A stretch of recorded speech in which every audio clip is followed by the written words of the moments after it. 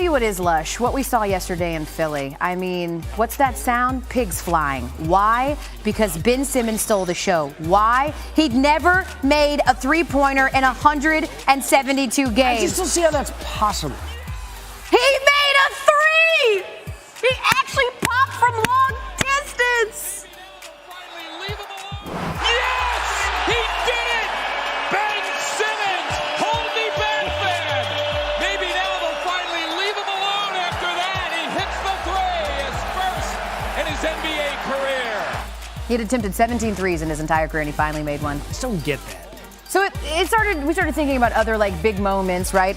Rare moments, if you will, in Philly sports, like Ron Hextall, the first goalie ever to score in the Stanley Cup playoffs. What about in 2008? Joe Blanton hits the pitcher, Joe Blanton hits a home run in Game 4 of the World Series. That was pretty cool. Of course, the Phillies would go on to beat the Rays in 5 games to win it all that year. The Eagles, your favorite call of all time, the Philly Special.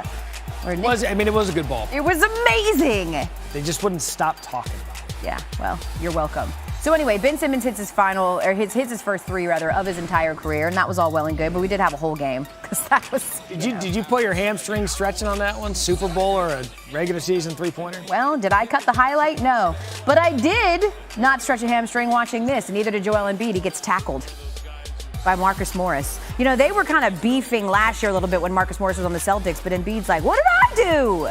I literally don't know why I got a technical foul. Being the victim, man, I didn't do anything, but I feel like he's starting to get ridiculous with the flagrants, and, you know, I get thrown on the ground and I get a technical foul. It's starting to be annoying. Yeah, Embiid was upset because he got a technical. Morris got a flagrant. Back to the fourth quarter, though. Sixers once trailed by 17, tied. Mike Scott decided, I'm just going to go ahead and do a quick takeover at the end of this game. That's a three with 1:30 left, and the Knicks trailing. It's Scott again. He had 12 points, and every single one of them was a three-pointer. Here it is. Come through, Mike Scott.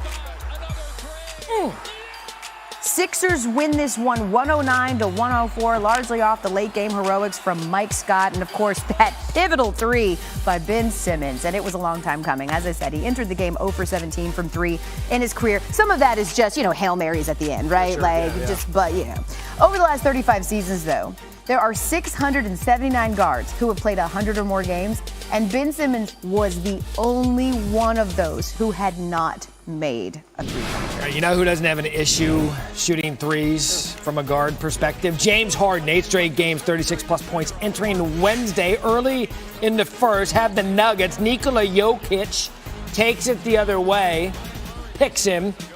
Harden, the finish. Less than a minute later, Jamal Murray tries to find Jokic, and then Harden again the pick off, and then a good look to Russell Westbrook. How about Harden playing defense early? Say what you want about the offense. Defensively looked good. Then he makes the three-pointer. Mike Malone would say after the game, you have to have different rules against Harden because he's just so good. They had it work into the first. Third quarter, 4-point lead.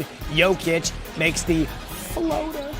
27 points, 12 rebounds. Nuggets lead. Less than a minute later, Harden drives, blocked by Millsap. Gary Harris, all good drop to Will Barton. Nuggets take an 8-point lead. Fourth quarter, 10-point lead for the Nuggets.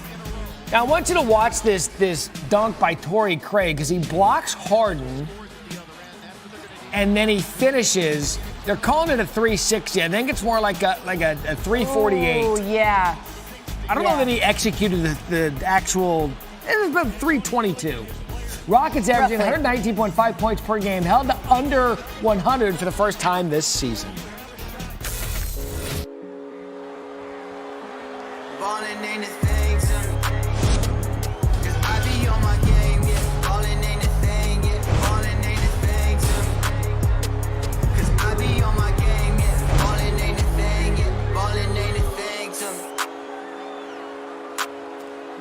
Trevor Maddich hanging with us this morning to talk a little college football primetime. ABC, Arizona State, Herm Edwards hosting Oregon. They get Justin Herbert, one of the last opportunities for the Pac-12 to make the playoff.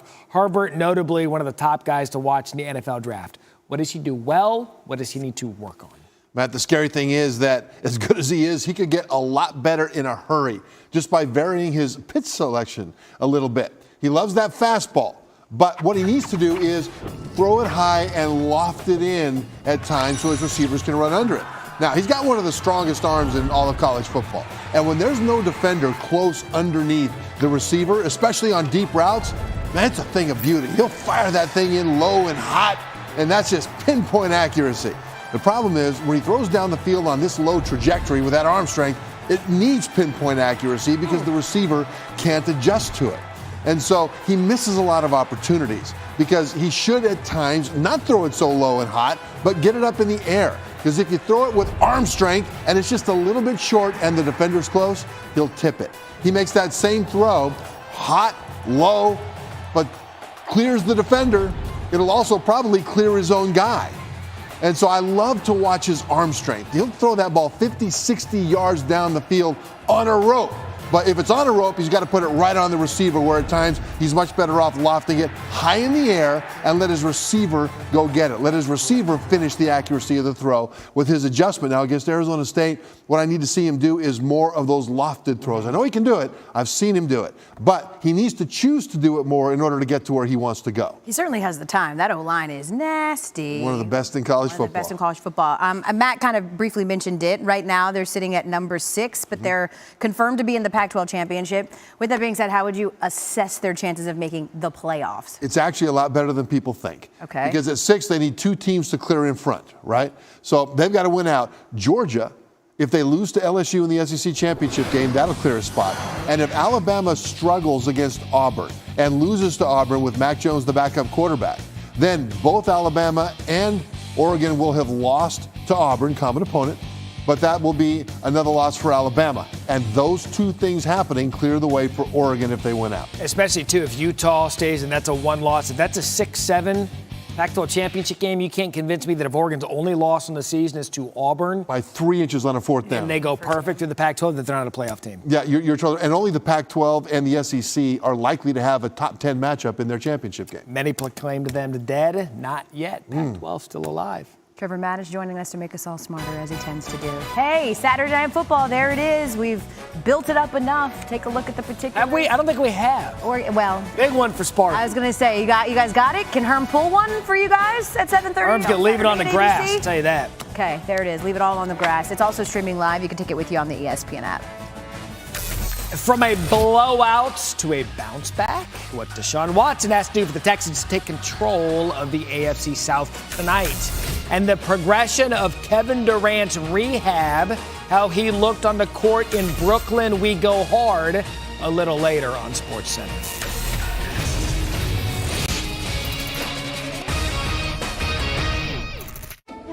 Some farms grow food. This one grows fuel.